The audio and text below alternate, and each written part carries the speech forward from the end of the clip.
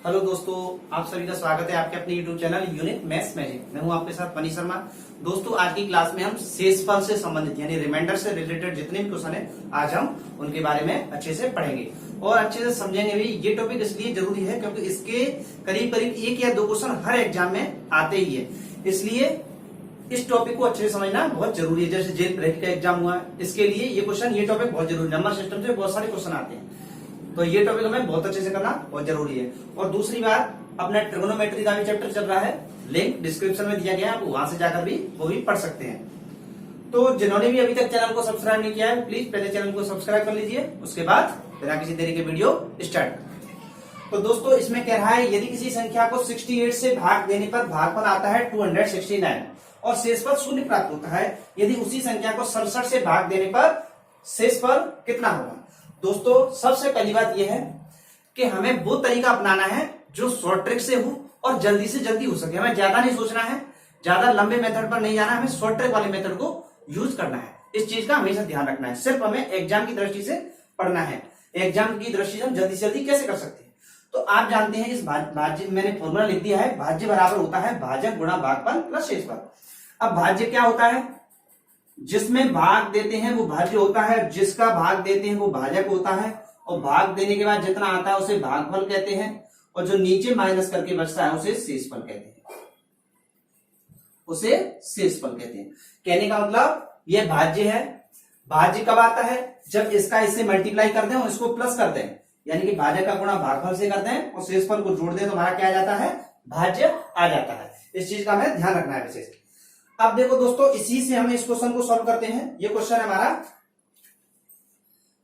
तो अब हम क्या करेंगे इस क्वेश्चन में, इस क्वेश्चन को पूरा ज्यादा ना पढ़ के हमें सिर्फ शॉर्ट ट्रिक से इसे करना है। शॉर्ट ट्रिक से कैसे करेंगे, शॉर्ट ट्रिक ये है इसकी, 68 से भाग देने पर हमारा भागफल कितना आता है 269 और शेषफल 0 प्राप्त होता है। शेषफल 0 प्राप्त होता है यदि उसी संख्या को 67 से भाग दें तब शेषफल कितना होगा।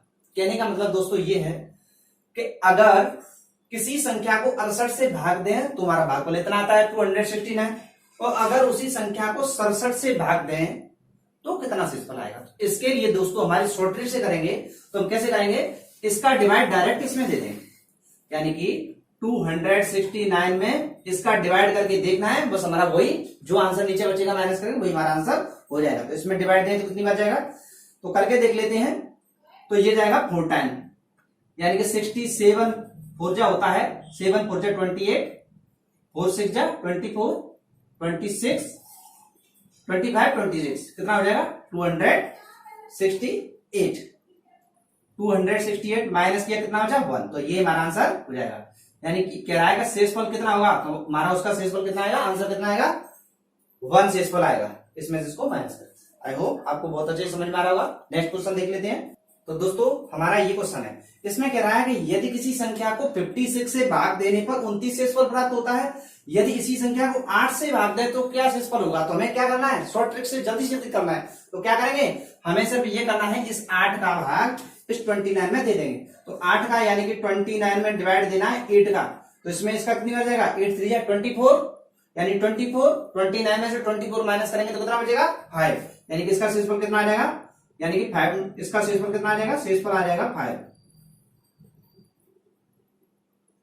ठीक है दोस्तों, बस हमें ज्यादा कुछ नहीं करना है, बस एग्जाम की दृष्टि से समझना है कि हमें कैसे जल्दी से जल्दी क्वेश्चन को सॉल्व कर सकते हैं, वो चीज हमें करनी है ज्यादा जल्दी से जल्दी। ऐसे इसको सॉल्व करें दोस्तों। इसमें कह रहा है कि यदि किसी संख्या को 5 से भाग दें तो 3 शेष बचता है। एक बात बताइए दोस्तों, यदि किसी संख्या को 5 से भाग दें 3 शेष बचेगा, यानी कि जैसे यानी कि वो संख्या 8 होगी, यानी 5 से वो संख्या 3 बढ़ के चलेगी, यानी कि 5 में जब 8 का भाग देंगे तो 5 का 5, 3 शेष बचेगा, यानी वो संख्या कितनी हो जाएगी 8 हो जाएगी, यानी वो संख्या 8 हो जाएगी। यदि उसी संख्या के वर्ग को, यानी कि वो संख्या क्या हो जाएगी, वह संख्या हो जाएगी 8, वह संख्या क्या हो जाएगी, वह संख्या हो जाएगी 5 + 3 = 8। उसी संख्या के वर्ग को, यानी कि इस संख्या के वर्ग को, तो इसका वर्ग कितना हो जाएगा, इसका वर्ग हो जाएगा 64, 8 का वर्ग कितना हो जाएगा 64। ये कह रहा है उसी संख्या के वर्ग को 5 से भाग दें, यानी कि वर्ग को दे दो 5 से भाग, तो कितना आएगा 8 का इसमें 5 का इसमें भाग देंगे तो कितना जाएगा 16 बार, तो पूरे पर जाएगा 16 बार है ना, 16 बार सॉरी 12 बार, 12 बार पूरी बार जाएगा, काट लेते हैं इसको। 5 एकम 5, 1 बचा 14, 5 दूनी 10, 4 शेष बचेगा, यानी शेषफल कितना आ जाएगा, शेषफल आ जाएगा हमारा 4। बस ये इसका आंसर है। कुल मिला के हमें उसका फैक्ट समझना है कि फैक्ट क्या है, कैसे जल्दी से जल्दी कर सकते हैं, हमें अपने मन में करना है जल्दी से जल्दी। आगे देखते हैं नेक्स्ट क्वेश्चन। नेक्स्ट क्वेश्चन देख लेते हैं दोस्तों।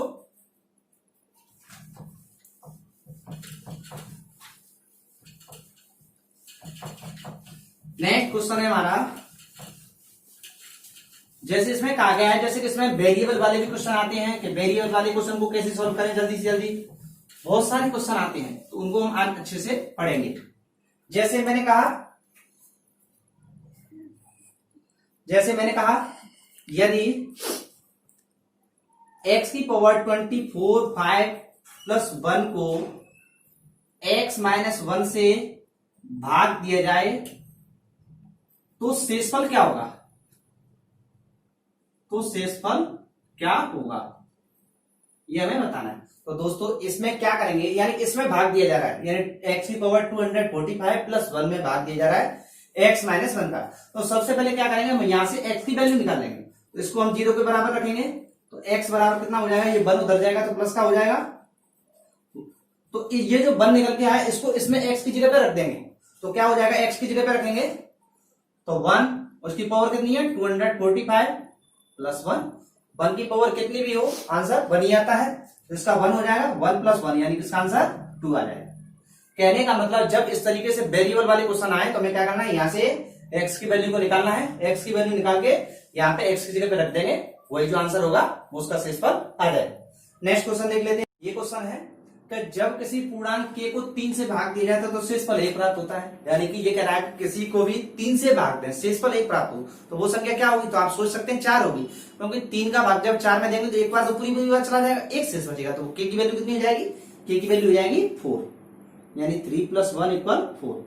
अब ये कह रहा है आगे शेषफल 1 प्राप्त होता है k प्लस 1, यानी k की वैल्यू कितनी हो गई 4, k प्लस 1 की वैल्यू कितनी हो जाएगी, यानी 4 प्लस 1 यानी कि 5 को 5 से भाग दिया जाता है तो शेषफल 0 प्राप्त होगा, यानी k प्लस 1 की वैल्यू कितनी 5, और 5 का डिवाइड 5 में देंगे 5 1 बार चला जाएगा, 0 शेषफल प्राप्त होगा।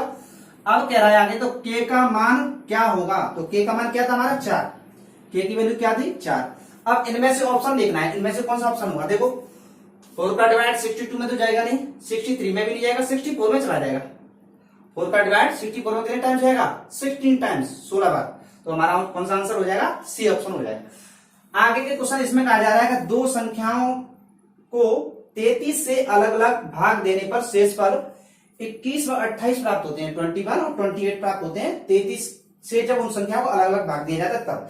यदि उन संख्याओं को योगफल यानी कि इन दोनों संख्याओं का योगफल कर दिया जाए 21 और 28 तो क्या होगा, तो 21 प्लस 28 कितना आ जाएगा 49।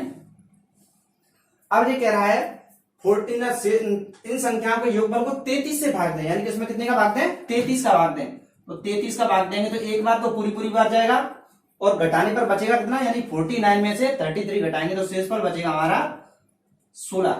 शेषफल कितना बचेगा 49 माइनस 33 यानी कि 60, ये इसका आंसर हो जाएगा। आई होप आपको बहुत अच्छे तरीके से समझ में आ रहा होगा। इसके बाद नेक्स्ट क्वेश्चन तो दोस्तों इस क्वेश्चन को देख लेते हैं। इसमें कहा जा रहा है तो वह सबसे बड़ी संख्या निकाली है, सबसे बड़ी संख्या। सबसे पहली बात यह है कि सबसे बड़ी संख्या जब भी निकालने के लिए कहा जाए तो हमें क्या निकालना, हमेशा HCF निकालना, HCF मासा। तो बड़ी संख्या निकालने के लिए कहा गया है, इसमें कह रहा है कि जो 411, 684 और 821 को विभाजित करने के फलस्वरूप 3, 4 तथा 5 शेषफल के रूप में देती है, तो वो संख्या सबसे बड़ी संख्या कौन सी होगी। तो हम सबसे पहले क्या करेंगे, इनके रिमाइंडर को इसमें से माइनस कर देंगे, यानी 411 में से 3 माइनस कर देंगे, 411 में से 3 माइनस किया कितना बचेगा 408। 684 में से कितना माइनस करेंगे 4 माइनस करेंगे तो कितना बचेगा 680। अब कितना रहेंगे 821, 821 में से कितना माइनस करेंगे 5 माइनस करेंगे कितना बचेगा 816। अब ये कह रहा है कि सबसे बड़ी संख्या निकालनी है तो हम क्या करेंगे HCF निकालेंगे। तो देखो अगर हम फैक्टर करके इनके निकालें तो बहुत टाइम लगेगा, तो हम क्या करेंगे इसको भाग विधि से या डिवीजन मेथड से निकाल लेंगे, यानी इसका इसमें डिवाइड देके हम निकाल देंगे, आंसर हो जाएगा, सेम आएगा, कोई दिक्कत नहीं। तो इसका इसमें डिवाइड देंगे कितने टाइम्स जाएगा 1 टाइम्स जाएगा, एक बार 408 माइनस करेंगे, 10 में से 8 घटाएंगे 2, यहाँ कितना बचेगा 7, यहाँ कितना बचेगा 2। अब हम क्या करेंगे, इस 272 का भाग इसमें दे देंगे, 272 का भाग 408 में दे देंगे। कितने टाइम जाएगा, 272 एकम 272, माइनस करेंगे 8 में 2 घटाए 6, 10 में 7 घटाएंगे 3, यहाँ रह जाएगा 1, सॉरी 4, 4 में से 1 कम हो जाएगा यानी 3, 3 में से 2 घटाएंगे 1। अब हम क्या करेंगे, 136 में इसका भाग दे देंगे, तो इसमें कितने टाइम जाएगा, 136 दूनी 272, क्या बचेगा, कुछ नहीं बचेगा। तो इसका एचसीएफ कितना हो जाएगा, 136 हो जाएगा। यानी जो नंबर सबसे नीचे आती है वही एचसीएफ हो जाएगी। तो इसका एचसीएफ कितना हो जाएगा, एचसीएफ 136 हो जाएगा। अगर ये समझ में नहीं आया तो एक बार रिपीट कर लेते हैं, कुछ नहीं है, बहुत सिंपल है। इसका इसमें डिवाइड दे देंगे। आप सोच रहे हो इसमें डिवाइड क्यों नहीं दिया, आप किसी भी नंबर में डिवाइड देके देख लेना, आंसर सेम ही आएगा। आप इन दोनों का एचसीएफ निकालेंगे तो भी सेम आएगा, इन दोनों का निकाल लो तो भी सेम, कैसे भी निकाल लो सेम ही आएगा। ठीक है, तो दोस्तों इसका हमने इसमें डिवाइड दिया, 1 टाइम्स किया 408, माइनस करेंगे 272, फिर 272 का भाग किसमें दे देंगे, इसमें दे देंगे। अब इसका भाग 408 में दिया एक बार, माइनस करके आया 136, अब इसका भाग इसमें दे देंगे, तो पूरा कटके हमारा 2 टाइम्स डिवाइड चला गया। हमारा जो नीचे सबसे नीचे डिवाइड जाता है वो हमारा एचसीएफ होता है। इसके बाद हम नेक्स्ट क्वेश्चन 2 क्वेश्चन और करेंगे, उसके बाद हमारा टॉपिक आज का क्लियर हो जाएगा। तो नेक्स्ट क्वेश्चन देख लेते हैं दोस्तों अब इन क्वेश्चनों को देख लेते हैं, बस ये हमारे आज की क्लास में लास्ट क्वेश्चन होंगे। इसमें कह रहा है, ये क्वेश्चन मोस्टली हर एग्जाम में करीब करीब एक क्वेश्चन तो कम से कम आता ही आता है, तो इन क्वेश्चनों को करना बहुत जरूरी है, अच्छे समझना भी बहुत जरूरी, ज्यादा हार्ड नहीं है।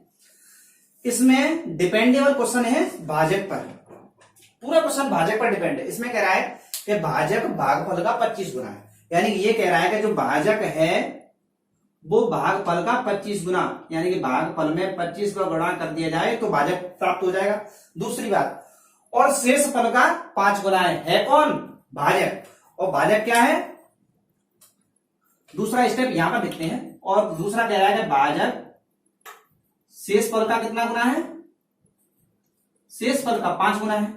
आगे कह रहा है यदि भागफल 16 हो तो भाज्य कितना होगा, भागफल हमारा कितना रहेगा 16, तो भागफल को अगर 16 रख देंगे तो यहां से मैं भाजक की वैल्यू प्राप्त हो जाएगी, यानी भाजक बराबर क्या हो जाएगा, 16 गुणा 25, 16 गुणा 25 करते कितना आएगा 400, यानी कि भाजक हमारा कितना हो गया 400। अब दोस्तों भाजक की वैल्यू को यार यहां पर रख देंगे और भाजक में हम 5 का भाग दे देंगे, 5 भाग में आ जाएगी तो शेषफल मिल जाएगा, यानी कि भाजक की वैल्यू कितनी है 400, तो 400 बराबर शेषफल कितना है, शेषफल तो हमें पता ही नहीं है, शेषफल गुणा 5, तो 5 का भाग इसमें दे देंगे, यहाँ गुणा में है तो 400 में 5 का भाग देंगे कितना आएगा 80, तो वो हमारा क्या हो गया शेषफल हो गया।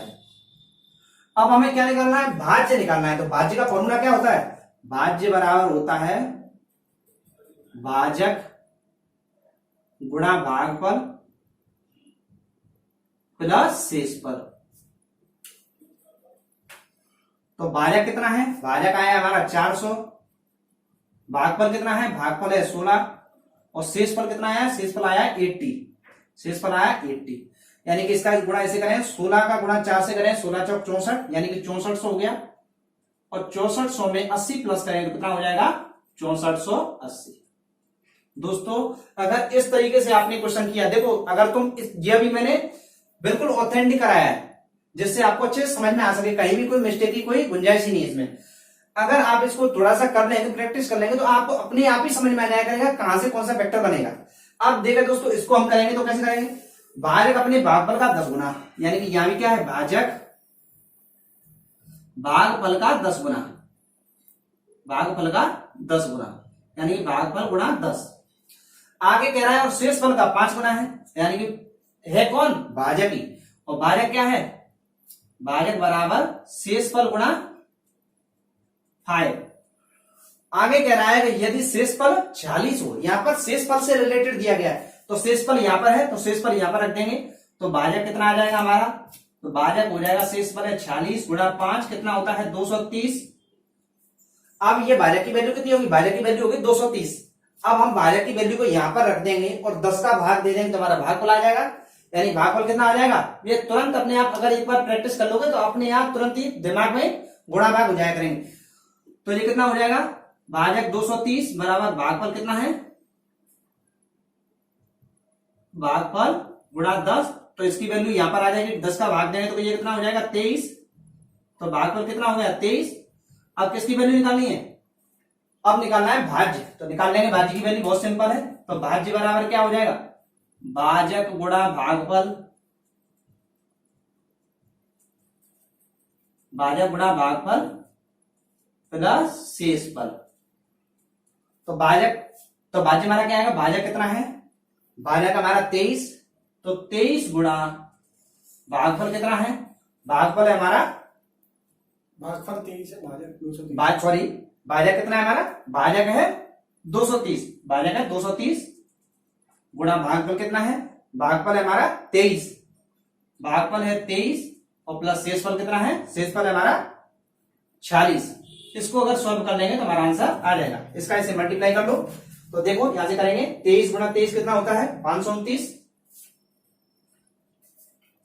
कितना हो जाएगा, इसका ऐसे मल्टीप्लाई करेंगे तो 529 0 प्लस 40, इसमें से प्लस कर लो तो कितना आ जाएगा 5336, 5336, ये हमारा आंसर आ जाएगा। आई होप आपको ये बहुत अच्छे से समझ में आया होगा। अगर आपको लगा है कि आज हमने कुछ सीखा है इस क्लास में, तो प्लीज चैनल को कर दीजिएगा सब्सक्राइब और वीडियो को अपने दोस्तों के साथ शेयर कर दीजिएगा और लाइक कर दीजिएगा और कमेंट करके जरूर बताइएगा कि आपको वीडियो कैसी लगी। धन्यवाद।